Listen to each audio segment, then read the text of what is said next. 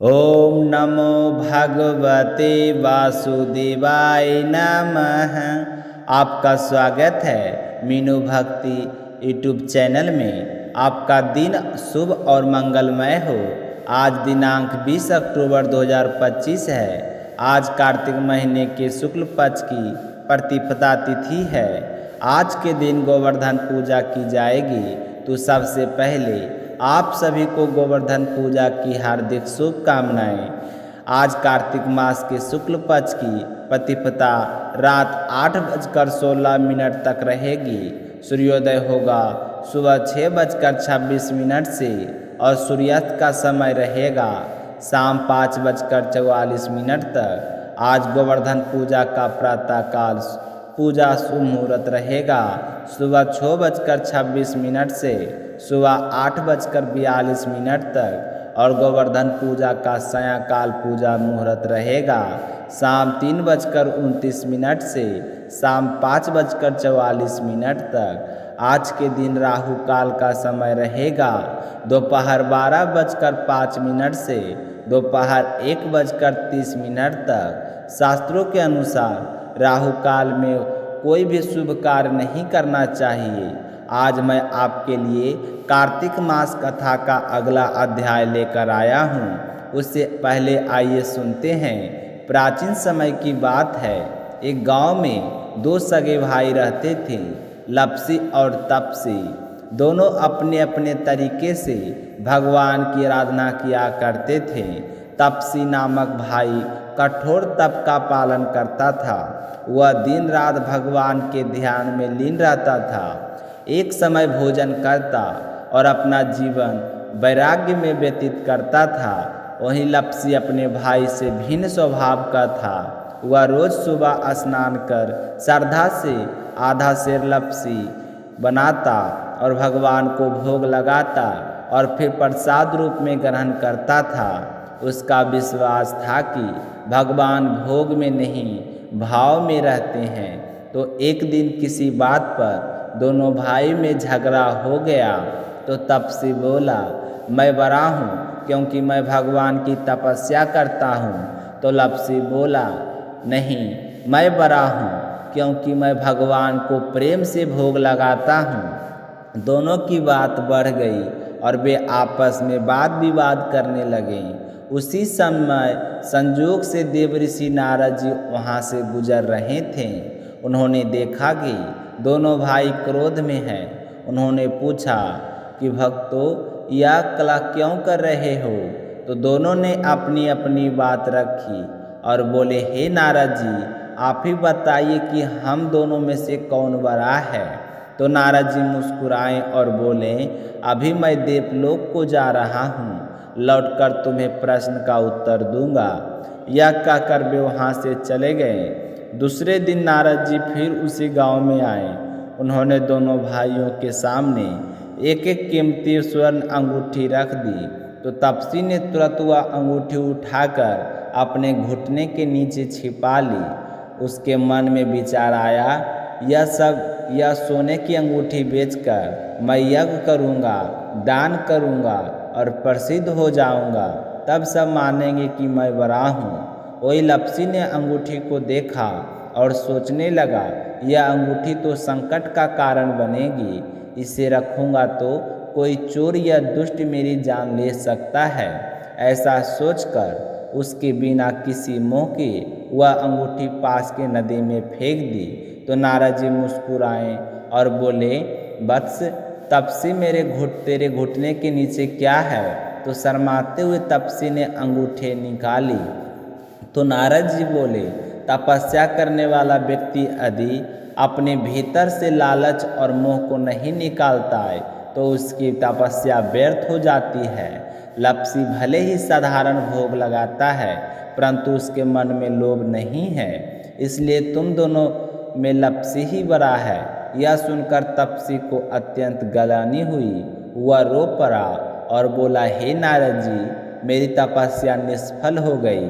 अब मैं अपने पाप से कैसे मुक्त होऊंगा? मेरी लालच की आदत कैसे छूटेंगे? तो नारद जी बोले, वत्स, तुम्हारा पाप तभी दूर होगा जब कार्तिक मास में व्रत रखने वाली स्त्रियां तुम्हें अपने व्रत का पुण्य फल देगी, परंतु ऐसा तभी संभव है जब कुछ लोग व्रत के नियमों का पालन अधूरा करेंगे। उन्होंने आगे कहा, यदि कोई स्त्री गाय और कुत्ते की रोटी नहीं बनाएगी तो उसका फल तुम्हें मिलेगा। यदि कोई ब्राह्मण को भोजन करवाकर बिना दक्षिणा दिए विदा करेगा तो उसका फल तुम्हें मिलेगा। यदि कोई साड़ी के साथ ब्लाउज नहीं देगा तो उसका पुण्य तुम्हें प्राप्त होगा। यदि कोई दीपक से दीपक जलाएगा तो भी उसका फल तुम्हें ही मिलेगा। और यदि कोई व्यक्ति लपसी या कथा नहीं सुनेगा तो वह भी अपने पुण्य से वंचित रहेगा और तो वह सारा फल तुम्हें प्राप्त होगा। तब से ही यह परंपरा चली आ रही है कि हर व्रत कथा के अंत में या फर्स्ट में लपसी तपसी की कथा अवश्य सुननी चाहिए। इस कथा को सुनने से व्रत का पूर्ण फल प्राप्त होता है और व्रत अधूरा नहीं रहता। अंत में हम सभी मिलकर बोलें, लपसी तपसी की जय हो, विष्णु भगवान की जय हो, जय जय श्री हरि विष्णु की जय हो। अब आइए सुनते हैं कार्तिक मास की कथा का आज का अध्याय। भगवान श्री कृष्ण ने सत्यभामा से आगे कहा, पूर्व काल में अवंतीपुरी में, जिसे आज के समय में उज्जैन कहते हैं, वहाँ पर धनेश्वर नाम का एक ब्राह्मण रहता था।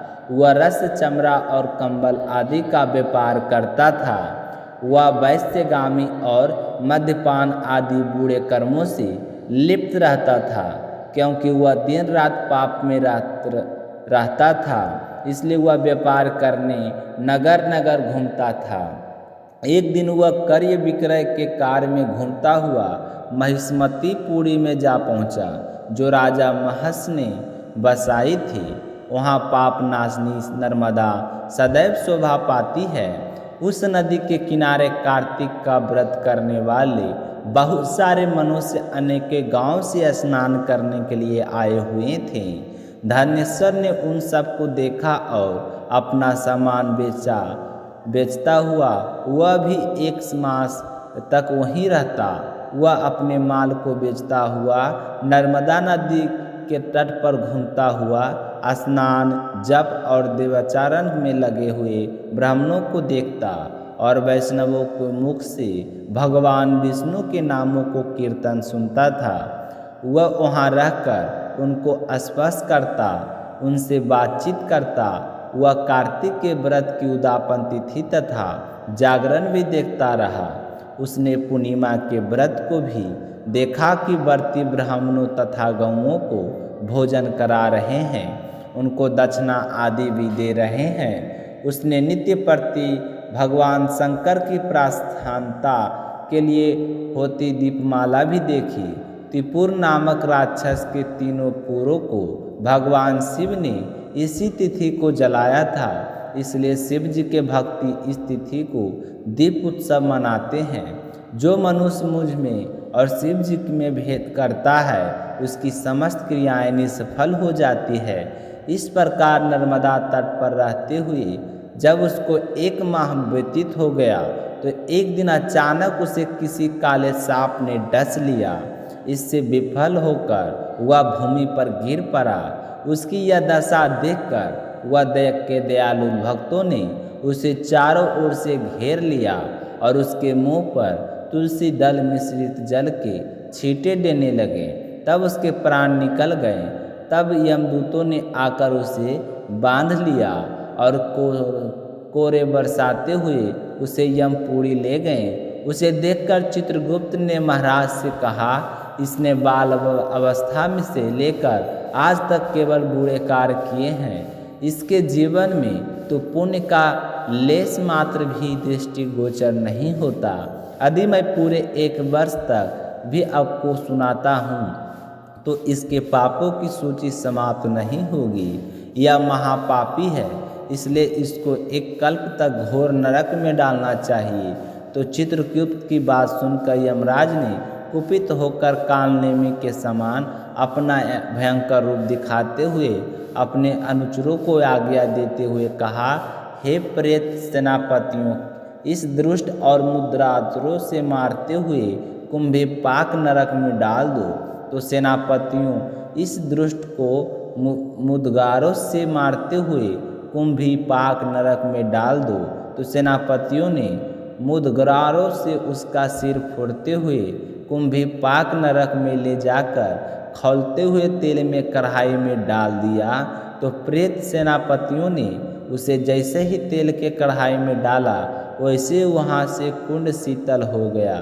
ठीक उसी प्रकार जिस प्रकार पूर्व काल में प्रहलाद जी को डालते समय दैत्यों की जलाई हुई आग ठंडी हो गई थी, वह विचित्र घटना देखकर प्रेत सेनापति यमराज के पास गए और उनसे सारा वृत्तांत कहा।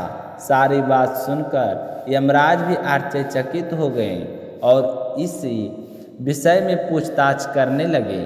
उसी समय नारद जी वहाँ आए और यमराज से कहने लगे, सूर्य नंदन, या ब्राह्मण नरकों का उपभोग करने के योग नहीं है। जो मनुष्य पुण्य कर्म करने वाले लोगों का दर्शन, स्पर्श और उनके साथ वार्तालाप करता है, वह उनके पुण्य का 6वां अंश प्राप्त कर लेता है। यह धनेश्वर तो 1 माह तक श्री हरि के कार्तिक व्रत का अनुष्ठान करने वाले हैं, असंख्य मनुष्यों के संपर्क में रहा है, अतः यह उन सब के पुण्यस का भागी हुआ है। इसको अनच्छा से पुण्य प्राप्त हुआ है, इसलिए यह यक्ष योनि में रहे और पाप भोग के रूप में सब नरक का दर्शन मात्र करके ही यम यातना से मुक्त हो जाए। तो भगवान श्री कृष्ण ने कहा कि सत्यभामा नारद जी के इस प्रकार कहकर चले जाने का पश्चात अनेश्वर का पुण्य आत्मा समझाते हुए यमराज ने दूतों को उसे नरक दिखाने की आज्ञा दी। इसके आगे की कथा मैं कल के अध्याय सुनाऊंगा। तो प्रेम से बोलिए श्री कृष्ण भगवान की जय हो, भगवान की जय, माता लक्ष्मी की जय हो। तो ये थी आज की कथा। आप सभी भक्तों को सुनकर जरूर पसंद आया होगा। तो मीनू भक्ति चैनल को अभी तक अगर आपने सब्सक्राइब नहीं किए हैं तो चैनल को सब्सक्राइब जरूर कर दीजिएगा, ताकि भगवान विष्णु आपके परिवार पर सदैव सुखी बनाए रखे। मिलते हैं अगली वीडियो में, तब तक अपना ख्याल रखिएगा। जय श्री कृष्णा, राधे राधे।